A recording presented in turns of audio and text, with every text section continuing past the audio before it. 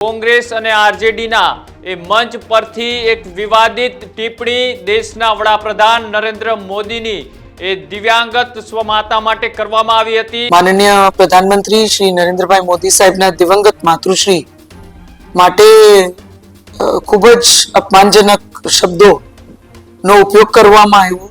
આવી રીતે અપમાન એમની માટે આવી ગાળોનો ઉપયોગ કરવો, આવી અભદ્ર ભાષાનો ઉપયોગ કરવો એ ક્યાંક કોંગ્રેસ અને આરજેડીની માનસિકતા પ્રદર્શિત કરે છે। માતાનું અપમાન આ રીતે કોંગ્રેસ પાર્ટી અને આરજેડી કરી શકતી હોય।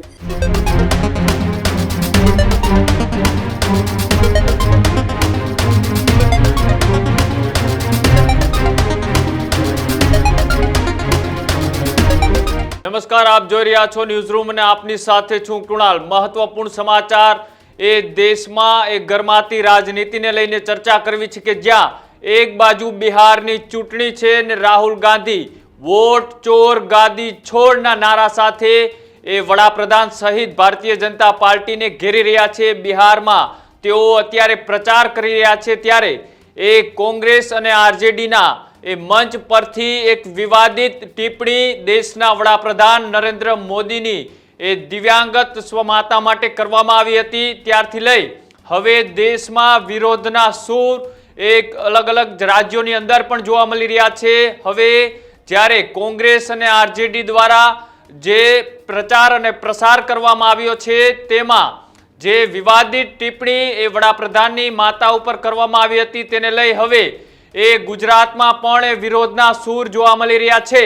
એ કોંગ્રેસ અને આરજેડીના નેતાઓએ જે દિવંગત માતા ઉપર એ ટિપ્પણી કરી તેમને જામનગરના સાંસદ પૂનમ માડમે એ ખૂબ જ નિંદનીય અને દુઃખદ વાત ગણાવી છે। જે રીતના એ અલગ અલગ રાજ્યોમાં એ વિરોધ પ્રદર્શન થઈ રહ્યા છે જ રીતના ગુજરાતમાં પણ હવે એ વિરોધ પ્રદર્શન જોવા મળી રહ્યા છે। મહિલા માટે સન્માન નથી એ તે વર્તમાનમાં દેખાય છે એ તેવું પૂનમ માડમ દ્વારા પણ નિવેદન આપવામાં આવ્યું છે। જે રીતના એ અલગ અલગ રાજ્યોની અંદર એ વડાપ્રધાન નરેન્દ્ર મોદીની માતાની ઉપર જે ટિપ્પણી કરવામાં આવી હતી તેમનો વિરોધ ચાલી રહ્યો છે ત્યારે સ્વાભાવિક હતું કે આ મામલે એ દેશના વડાપ્રધાન નરેન્દ્ર મોદીની પણ પ્રતિક્રિયા આવે। સૌ કોઈને એવી આશા હતી કે વડાપ્રધાન આ મામલે એ તીખા અને આક્રમક તેવરની અંદર આમનો જવાબ આપશે, પણ એક જે પ્રેસ કોન્ફરન્સ માધ્યમથી એ વર્ચ્યુઅલી એ બિહારની એ મહિલાઓને સંબોધિત કરી રહ્યા હતા ત્યારે એ નરેન્દ્ર મોદી એટલે કે દેશના વડાપ્રધાને આરજેડી અને કોંગ્રેસના નેતાઓને એ શું કહ્યું હતું આવો તે પણ સાંભળીએ। हर मां चाहती है कि बेटा बड़ा हो, मां के लिए कुछ न कुछ करता रहे, लेकिन मेरी मां ने खुद के लिए नहीं, आप जैसी करोड़ों माताओं की मैं सेवा कर सकूं इसलिए खुद से अलग करके मुझे जाने की इजाजत दी। आप सब जानते हैं अब मेरी मां का शरीर तो इस दुनिया में नहीं है।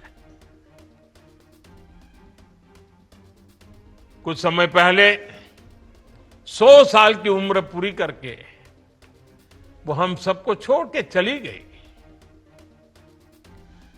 मेरी उस मां को जिसका राजनीति से कोई लेना देना नहीं, जिसका शरीर भी अब नहीं है, मेरी उस मां को आरजेडी कांग्रेस के मंच से भद्दी भद्दी गालियां दी गई। જે રીતના એ વડાપ્રધાન નરેન્દ્ર મોદીએ પણ એ બિહારની મહિલાઓને સંબોધતા કહ્યું કે મારી માતા એ 100 વર્ષ જીવી, તેમને આ દુનિયા છોડી, તેમ છતાંય એ રાજનીતિમાં એ તેમને આમની અંદર ઘસેડવામાં આવી રહી છે। સાથે જે રીતના એ આરજેડી અને કોંગ્રેસના મંચ ઉપરથી એ આ વિવાદિત ટિપ્પણી કરવામાં આવી છે તેનો વિરોધ હવે ભારતીય જનતા પાર્ટીના અલગ અલગ નેતાઓ પણ કરી રહ્યા છે। જ રીતના એ ગુજરાત જામનગરના એ ભારતીય જનતા પાર્ટીના સાંસદ એ પૂનમ માડમ પણ મેદાને આવે છે। પૂનમ માડમે એ કોંગ્રેસ અને આરજેડીના નેતાઓને આડે હાથ લીધા, આકરા પ્રહારો કર્યા અને તેમને કહ્યું કે આ તેમની માનસિકતા અહીંયા છતી થાય છે। જે રીતની ટિપ્પણી એ કરવામાં આવી છે એ ખૂબ જ દુઃખદ છે. જે રીતના તેમને જે આકરા પ્રહારો કર્યા હતા, આવો તે પણ સાંભળીએ.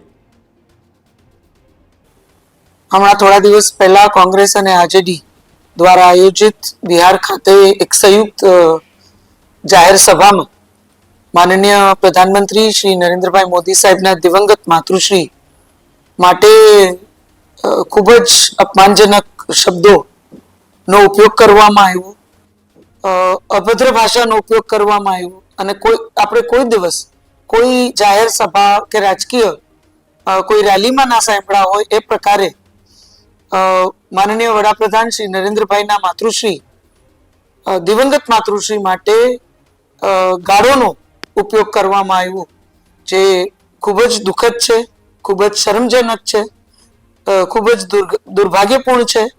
ભારત દેશના ઇતિહાસમાં આપણે આવી રીતે કોઈ જાહેર સભામાંથી કોઈ દિવંગત માતા માટે આ પ્રકારે ગાળોનો ઉપયોગ થાય અને એ પણ એક એવા વ્યક્તિ માટે જેને જીવનમાં રાજનીતિ સાથે કંઈ લેવા દેવા નહોતો, એક ગરીબ પરિવારમાંથી આવી અને એમને એમના પુત્રનો ઉછેર કરી, એમના પુત્રને એટલે કે આપણા માનનીય વડાપ્રધાનને આ દેશની સેવા માટે સમર્પિત કરી દીધા. એ પ્રકારના એક દિવંગત માતા જેને રાષ્ટ્ર સેવાની સામે પોતાના પુત્ર પાસેથી પણ એક માતા તરીકે કોઈ અપેક્ષા નહોતી રાખી, એ પ્રકારના વ્યક્તિનું આવી રીતે અપમાન, એમની માટે આવી ગાળોનો ઉપયોગ કરવો, આવી અભદ્ર ભાષાનો ઉપયોગ કરવો, એ ક્યાંક કોંગ્રેસ અને આરજેડીની માનસિકતા પ્રદર્શિત કરે છે. કોઈ પણ મહિલાઓ માટે, માતાઓ માટે, બહેનો માટે, દીકરીઓ માટે એમને સન્માન નથી, એ વાતની પણ આપણે સૌને એમના આ વર્તનથી પ્રતીતિ થાય છે. હું એમના આ વર્તનની ઘોર નિંદા કરું છું. આ ખૂબ જ શરમજનક છે ને અપમાન માત્ર માનનીય વડાપ્રધાન શ્રી નરેન્દ્રભાઈ મોદી સાહેબના માતૃશ્રીનું નથી, પણ દેશની તમામ માતાઓ બહેનોનું છે. કારણ કે દરેક પરિવારમાં એક મારૂપી સ્ત્રી બિરાજિત છે અને દરેક પરિવારના પાયામાં જો કોઈ હોય તો એક માતા, એક દીકરી, એક બહેન, કોઈને કોઈ સ્વરૂપે એક સ્ત્રી હંમેશા હોય છે. તો જો આજે એક દિવંગત માતાનું અપમાન આ રીતે કોંગ્રેસ પાર્ટી અને આરજેડી કરી શકતી હોય તો ભવિષ્યમાં આપણે વિચારી શકીએ છીએ કે માતાઓ બહેનોને આજ સુધી ઘણા બધા એવા ઇન્સિડન્ટ્સ બન્યા છે જ્યાં એમને માતાઓ બહેનોનું કોઈને કોઈ રીતે અપમાન કર્યું હોય કે નિમ્ન સ્તરની ભાષાનો ઉપયોગ કર્યો હોય. પણ આ વખતે આ આરજેડી અને કોંગ્રેસની સંયુક્ત બિહાર ખાતેની રેલીમાં એ બધી જ મર્યાદાઓની બધી જ હદ વટાવી ગયા છે ને આ પ્રકારની ભાષાનો પ્રયોગ એ ખૂબ જ દુર્ભાગ્યપૂર્ણ છે. ત્યારે આ દેશના 140 કરોડ નાગરિકો આ વાત માટે કોંગ્રેસ પાર્ટી આરજેડીને કોઈ દિવસ માફ તો નહીં કરે, પણ રાહુલ ગાંધીએ, તેજસ્વી યાદવે, કારણ કે એમના સંયુક્ત મંચ પરથી આ આખી ઘટના થઈ છે, તો એ બંને આગળ આવી અને દેશના 140 કરોડ નાગરિકો પાસે, તમામ માતાઓ બહેનો પાસે માફી માંગવી જોઈએ. અને ક્યાંક આપણી આજે આખી સંસ્કૃતિ છે માતાઓને, બહેનોને, સ્ત્રીઓને સન્માન દેવાની, એ સંસ્કૃતિને પણ ધ્યાનમાં રાખી એમને બધી જ માતાઓ બહેનો પાસે માનનીય વડાપ્રધાન શ્રી નરેન્દ્રભાઈ ના માતૃશ્રીનું આ પ્રકારે અપમાન કરવા માટે અને તમામ સ્ત્રીઓ, તમામ માતાઓ પાસે એમને માફી માંગવી જોઈએ. કારણ કે આપણા દેશમાં કોઈ માતા, કોઈ સ્ત્રી આ પ્રકારે અપમાન, જાહેરમાં આ પ્રકારના શબ્દો એ કોઈ દિવસ સહન નહીં કરે. આ ખૂબ જ દુઃખદ છે અને આ દેશના બહેનો કોઈ દિવસ એક માતાનું અને એક સ્ત્રીનું અપમાન આટલી હદે, આટલી નિમ્ન સ્તરના રાજકારણ માટે પણ કોઈ દિવસ કોંગ્રેસ અને આરજેડીને માફ નહીં કરે. એ લોકોએ આગળ આવી, રાહુલ ગાંધી હોય કે તેજસ્વી યાદવ હોય, એને આગળ આવી અને ચોક્કસ આ દેશના તમામ માતાઓ બહેનો પાસે માફી માંગવી જોઈએ.